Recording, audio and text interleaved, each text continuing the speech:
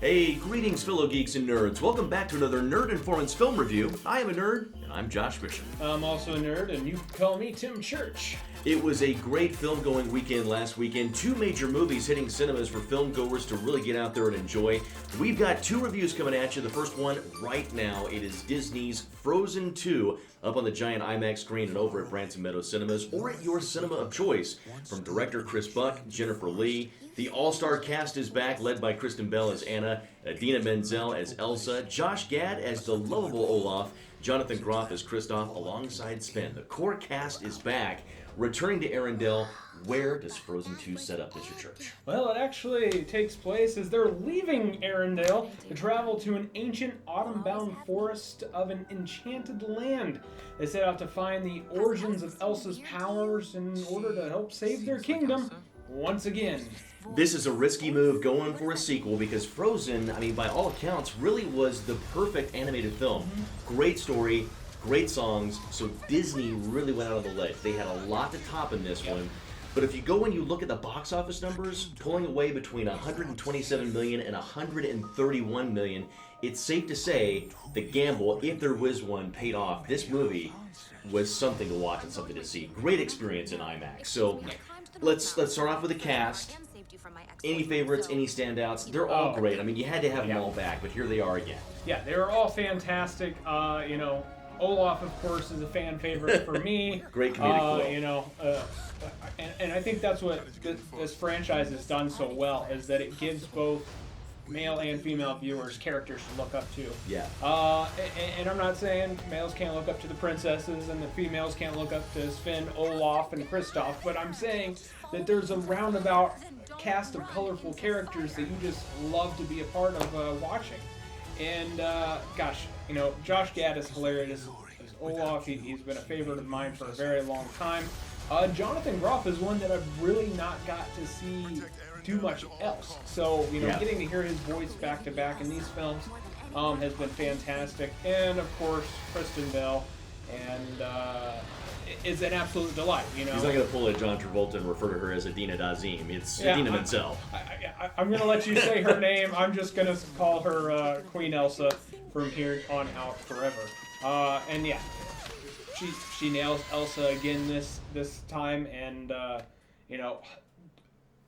think we should also mention Sterling K. Brown is in this film. Yep. He's become quite famous the last couple years thanks to This Is Us. And he lends his voice talents to a role in the film, and I think he knocks it out of the park as well. All these characters make up this fantastic film series, and frankly, Disney's got another win on them. They really do. And again, as we go back to the box office, $127 million, that translates into full success. Audiences clearly flocked to this film over the weekend. They're still continuing to flock to it as we are here in a new week. But we get a more, I'm not going to say dark. People were saying this was a darker movie. I didn't necessarily agree with that. It wasn't overly dark. I think it was more grown up and more mature. Obviously, it was talking about the bond amongst family, the bond between sisters, growing up, embracing the past, but also moving forward into the future. It was a more grown up story, I would have to say that. Obviously, you take it out of the kingdom, you take it out of Arendelle. The two sisters, really, the film opens up with them leading a relatively normal life, leading Arendelle. Obviously, we get some very tongue-in-cheek scenes. Obviously, the charade scene in the movie is going to be a very big popular thing for kids to enjoy.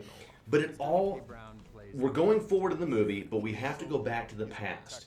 And it all begins with a story that Anna and Elsa are told from their parents about a certain enchanted forest. And the movie is built around that. The story that we're presented, the layers start to get peeled back in the movie, and we really discover the truth. Are we going to learn about Elsa's origins? Are we going to learn about her powers and where that goes? The forest, let's talk about the enchanted forest, because once the movie gets there, obviously it's a whole nother setting. The forest really is a character in itself, because we really explore these various elements in the movie. Talk to me about the animation, because you had an opportunity really to watch the first Frozen the day of we went to go see this sequel. Talk to me about the animation improvements from the first film to this one, because you and I talked about this, and I was really wowed. It's leaps and bounds over the first one. Yeah, that's been my dirty little secret for 6 years, is that I'm the one man on this planet that has never watched Frozen. so thank you, Disney. Everybody's writing in the comments right now, what? Yeah, He hasn't seen Frozen. So that has been fixed. I am now a Frozen explorer, and frankly, thank you, Disney Plus, for making that available. But seriously, the animation has grown leaps and bounds, and the word maturity keeps coming to mind when talking about number 2, because I feel like the animation has matured, the storyline matured, and I think that's because the audience has also matured. Because I mean, it's been 6 years since the last one came out. You couldn't tell the same story, yeah, obviously. You really couldn't, and you couldn't stick to the same themes, because those children that were 10 years old when this film came out, they're now 16 years old. They've got licenses to drive and are not exactly playing with dolls anymore. So I definitely feel like they need to take the storyline to the next level, which led us into the forest, and just what they were able to do with the forest scenes and with the wind, and creating the wind as a character, and creating fire and earth as characters. And my mind kind of goes back to Pocahontas. When seeing Colors of the Wind, yes. Colors of the Wind, and we're seeing in Frozen 2, we're seeing the wind blow around, and I think they give the wind a name. I think they call her Gale. Yep.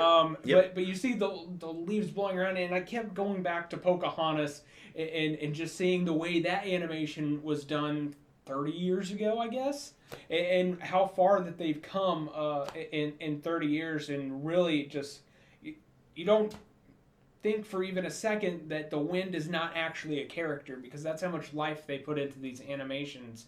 And I agree. I mean, it's amazing what they've done.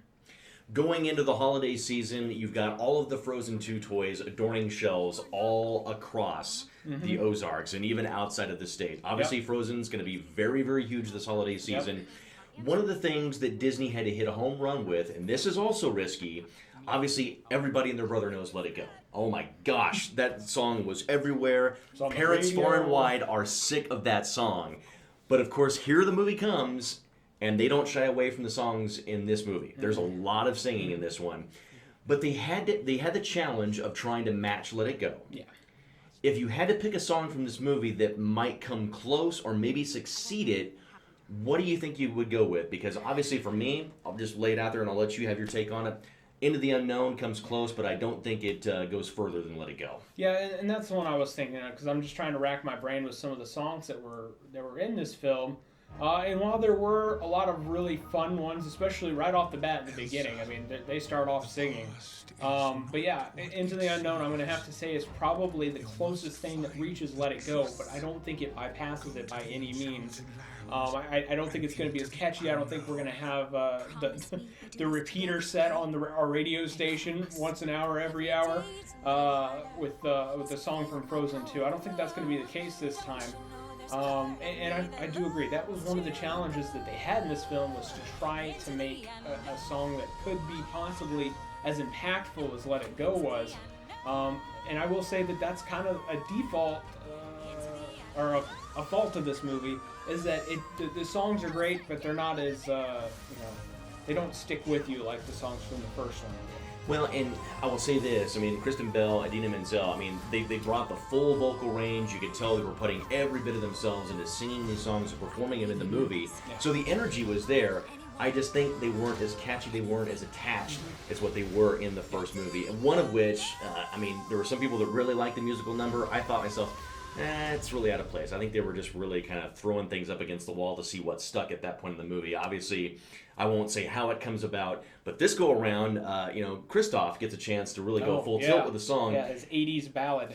And I felt like it just really didn't need to happen in the movie. But you actually liked it. I really enjoyed it, honestly. I thought the song itself had a great message. There's actually an interview out there with the characters talking about the song itself and how it's a great message to girls and guys alike. Growing up and being able to express your feelings. So I like the content behind the song. I will agree with you that it was seemingly out of place in the film. Yeah. Like, I just feel like they didn't know where to put it, and so they just kind of stuck it where they did. But I did enjoy this song quite a bit, mostly because they're singing reindeer. I won't spoil anything else about it, but yeah, they're singing reindeer, and it's very much got a Queen feel to it, a very Freddie Mercury-esque okay. power Kind of behind 80s power ballad, 80s rock ballad. Yeah, so Jonathan Groff was definitely, trying to bring out his best Queen, his best Journey, and really, just strike the moment. He really wanted to Freddie Mercury the heck out of this song, and it shows, and I enjoyed it for that aspect. Favorite visual highlight from this movie? What was like your favorite standout moment from this one if you had to pick one? Ooh. There's a scene towards the very end of the film. Can I say this without spoiling? I can say this without spoiling too much. There's a scene in the end of the film where Queen Elsa, she walks into a cavern, and in the ice there's all sorts of different memories from her life playing on the ice. Yeah. And that by far I felt had to have been one of the most challenging things that animators had to do, because they were putting animation within the animation to make that happen. And I definitely felt like that was a huge, huge moment for the film, and it was very beautiful, very unique, and it definitely stood out in my mind as a favorite scene. Obviously, I think there's so much richness to this animation, and how much has it evolved since the first Frozen came out. The animators clearly have upped their game. I mean, everything is richer. The facial animations are so much more detailed. The landscape and the environments are so well done. The effects, the magic that's used in it, everything has just been upped an entire level for this movie. I'd have to say, one of the standout visual moments for me, and you've seen it in the trailers, so I'm not giving anything away. Obviously, you see Elsa facing the ocean. You see the horse, which is comprised out of water that just appears out of nowhere. Part of that entire scene, as it's fully fleshed out, I thought to me was outstanding, because the water, absolutely amazing in the way it was rendered, and just the magical effects, Elsa's powers, her ice is on full display there. I thought that was really, really cool. And of course, the running gag at the beginning, just the leaves, the snowfall. It's when Anna comes out and you see her interact with Olaf, and she asks him, "Hey, you're enjoying your permafrost." I thought that was really, really cute. But there's so much to like about this one. Again, if you've got kids, this one is not to be missed. I mean, it's a whole nother story. The kids are going to love it. Obviously, there's going to be songs that they're going to be singing all the time. You're going to be watching this one over and over again once it comes home. Make sure you got those Frozen toys underneath the tree, because the kids are going to be asking about it. It was great to see a huge crowd at the IMAX for this one. Buddy, I think it's going to come down to putting a score on this one and basically saying, hey, is this better than the first one? What do you think? Ooh. I've had this conversation with several people since we wouldn't watch the film. And I think I need to break it down into tiers. Was the storyline better than the first one? Yes. Were the songs better? No. Were the characters better? Yes. Was the animation better? Yes.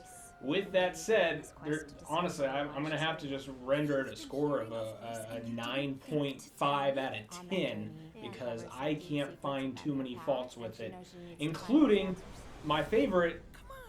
The pacing was beautiful in this film. I was not bored once. So, hands off to you guys. Hands off? Hats off. Wow. Somebody needs some sleep. It could be a whole new quote, yeah. Hands off to you guys for great work at Disney. No, 9.5 Queen Elsa's out of 10 for me. I'm going to stay right where he's at with the score. I'm going to go ahead and give it 9.5 snowballs out of 10. And because this one is solid. I mean, Disney hits the mark. It exceeds many, many points. Just as Tim said, the animation, better than the first. The story, better than the first. The songs, struggled. There's good points there, but they still struggled. Just a great time at the cinema. And Disney did a lot right with this one. So it earns a 9.5 out of 10. So this one achieves certified nerdy status. If you get the opportunity, the animation and the story is larger than life in IMAX. It is the best way to watch a movie here in the Midwest. Go see it on large premium format wherever you are at. You will not be disappointed, and take the whole family. That is a good holiday treat going into the season here in Ozark Mountain Country. Reviews are presented by Branson's IMAX Entertainment Complex, also supported by Brian M. O'Neill at Ozarks Marketing Group, LLC, the team at the Sign Man and Hollister, the Blaha family, owners of Comic Force and the shops at Branson Meadows, White River Design Company, special thanks to them with our Nerd Informants t-shirts. You can inquire about that on Facebook through Messenger, and we can certainly hook you up there. And also 1984 Arcade in the shops at Branson Meadows. We've got one more review coming your way this week. Stay with us, and until we see you next time, fellow geeks and nerds, be informed.